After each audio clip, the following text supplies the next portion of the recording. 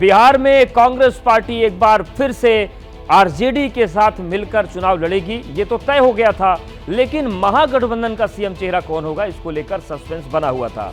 और बड़ी खबर यह है कि बिहार कांग्रेस के पूर्व अध्यक्ष अखिलेश प्रसाद सिंह ने कह दिया है कि इस बार भी तेजस्वी ही महागठबंधन के सीएम उम्मीदवार होंगे। अखिलेश ने सोशल मीडिया पर पोस्ट किया है कि इसमें कोई कंफ्यूजन नहीं है कि बिहार में तेजस्वी यादव ही इंडिया गठबंधन का चेहरा होंगे। आरजेडी बिहार की बड़ी पार्टी है और जाहिर सी बात यह है कि वो सीटें भी ज्यादा लेकर आएगी। ऐसे में तेजस्वी की भूमिका को लेकर कोई भी शक नहीं है, उनकी भूमिका को नजरअंदाज नहीं किया जा सकता। पिछले चुनाव में भी तेजस्वी के नाम पर सहमति बनी थी। तो जिस तरीके से बयानबाजियों का दौर चला था बिहार में इंडिया गठबंधन के चेहरे को लेकर, बयानबाजियां थोड़ा कंफ्यूजन बढ़ाने वाली हुई थी, लेकिन अब कांग्रेस की तरफ से साफ किया गया है। अखिलेश सिंह ने कहा है कि तेजस्वी ही बिहार में इंडिया का चेहरा होंगे। तो आरजेडी बिहार की बड़ी पार्टी अखिलेश सिंह कह रहे हैं। उन्होंने यह भी कहा कि बिहार कांग्रेस के जिस तरीके से पिछली बार तेजस्वी चेहरा थे और ऐसे में आरजेडी बड़ी पार्टी भी है, सीट भी वो ज्यादा लेकर आएंगे, इसलिए कोई भी कंफ्यूजन नहीं है। और सीधी बात यह है कि इंडिया गठबंधन का जो बिहार में चेहरा है वो तेजस्वी ही होंगे।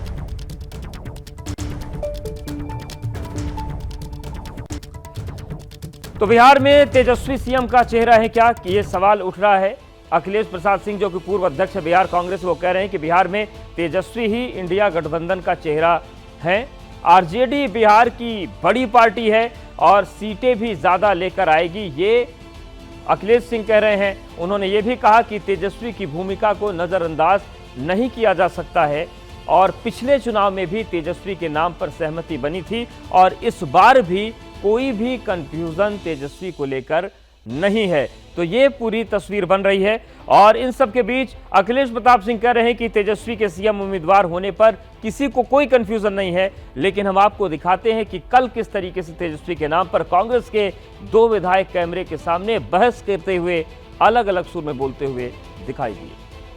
हमारे आला कमान खड़गे साहब, राहुल गांधी जी, लेकिन हम लोग मिलजुल के चुनाव लड़ रहे हैं। आप चिंता क्यों कर रहे हैं? सब फैसला हो जाएगा। हम लोग एक साथ अभी तय नहीं है, ये बात माना जाए। बैठ के सब लोग आदरणीय लालू प्रसाद यादव जी, तेजस्वी जी, राहुल जी, खड़गे साहब बैठ के तय कह दिया कि लाल नहीं है को सीएम बनने से रोक क्या है तेजस्वी चेहरा होंगे जी। 15 और 20 में हमारे नेतृत्व ने तय किया है। हाँ।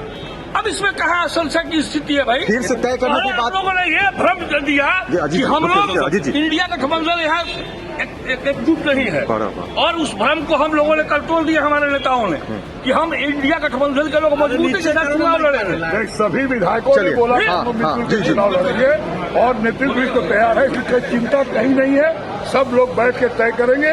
पहले ये सीट हम लोग जीते और एनडीए की सरकार को हटाए।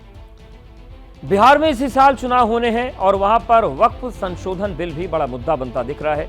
बुधवार को पटना के गर्दनी बाग में मुस्लिम संगठनों के विरोध प्रदर्शन में लालू, तेजस्वी से लेकर समाजवादी पार्टी और लेफ्ट दलों के नेता भी पहुंचे। बिल के विरोध में एक सुर में सरकार के खिलाफ हुंकार भरी गई। तो कल गर्दनी बाग में प्रदर्शन हुआ मुस्लिम संगठनों का और all India Muslim personal law board जो है उसके नेतृत्व में ये पूरा प्रदर्शन हुआ था और विपक्ष के बड़े नेता वहां पर पहुंचे। बिहार ने देखा है 2005 के पहले का बिहार, तो बिहार की जनता 2005 के पहले का बिहार नहीं चाहती। डबल इंजन की सरकार अगले 5 साल के लिए फिर से बनने जा रही है। नवंबर में जब परिणाम आएंगे, इस बार बिहार विधानसभा के चुनाव में जिस तरीके से एनडीए एकजुटता के साथ, मजबूती के साथ चुनावी रण में उतरने वाला है, 5 दलों का ये एक ऐसा कॉम्बिनेशन है जो अपने में एक विनिंग कॉम्बिनेशन है। मैं मानता हूं, जब मैं ऐतिहासिक बोलता हूं तो मैं मानता हूं कि एक बड़ी जीत के साथ 225 से ज्यादा सीटें जीतकर इस बार बिहार में हम लोग सरकार बनाएंगे। एकदम जीतेंगे। एनडीए वहां 225 सीट लेके आएगी। बिहार में जो एनडीए की स्थिति है उसमें कहीं से कोई भी गठबंधन सामने वाला टिकने वाला नहीं, तो वही बहुत इसके लिए हम लोग बैठ करके पहले ही से स्ट्रेटजी बनाए, जिसकी बहुत जरूरत नहीं है। ऑलरेडी सारी चीजें तय हैं और उसके आधार पे चुनाव तो हम लोग जीतेंगे ही। बिहार में इसी साल चुनाव होने हैं और वहां पर वक्फ संशोधन बिल भी बड़ा मुद्दा बनता दिख रहा है। बुधवार को पटना के गर्दनी बाग में मुस्लिम संगठनों के विरोध प्रदर्शन में लालू, तेजस्वी से लेकर समाजवादी पार्टी और लेफ्ट दलों के नेता भी पहुंचे। बिल के विरोध में एक सुर में सरकार के खिलाफ हुंकार भरी गई। हिफाजत के लिए अपनी सारी कुर्बानी देने के लिए तैयार है। इंशाअल्लाह हम लोगों की जीत तय है। लड़ाई संविधान को बचाने की हिंदू मुस्लिम एकता के साथ हर गली और कूचे में लड़ी जाएगी।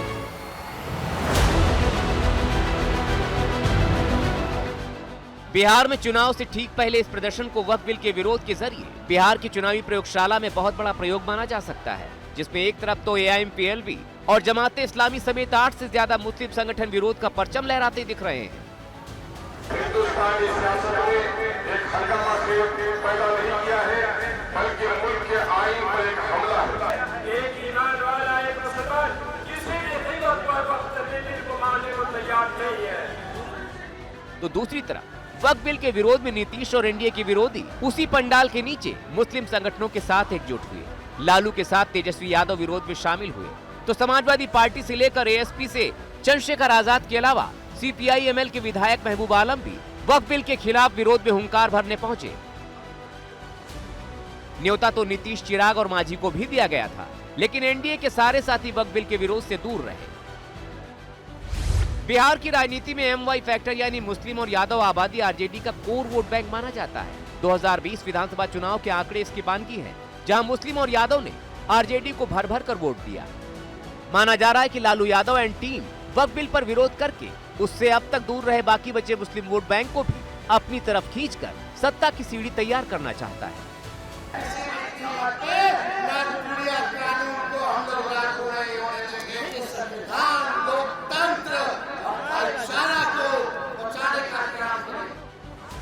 राजनीति के पंडित मानते हैं कि असल में मुस्लिम समाज विरोध प्रदर्शन के जरिए कभी वक्फ बिल के विरोध में रहे नीतीश और चंद्रबाबू नायडू पर दबाव बनाने का प्रयास कर रहा है।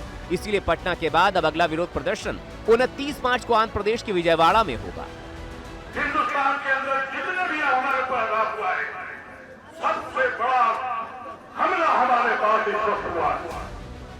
लेकिन मुस्लिम संगठनों की लामबंदी में RJD से लेकर कांग्रेस और दूसरे विपक्षी दलों को अपने लिए एक बड़ा अवसर भी दिख रहा है।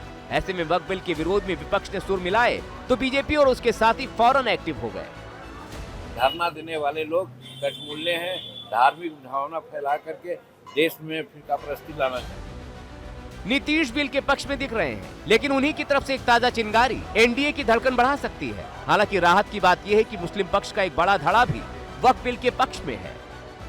मुसलमानों में वक्फ की जायदादों को लेकर के एक डर पैदा किया गया है।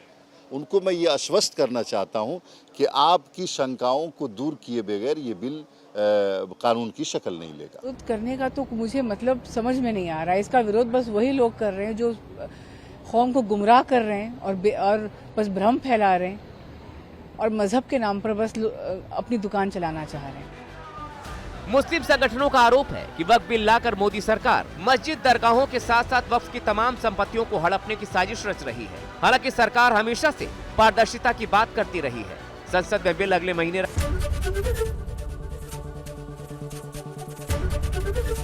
ABP गंगा, खबर आपकी, जुबान आपकी।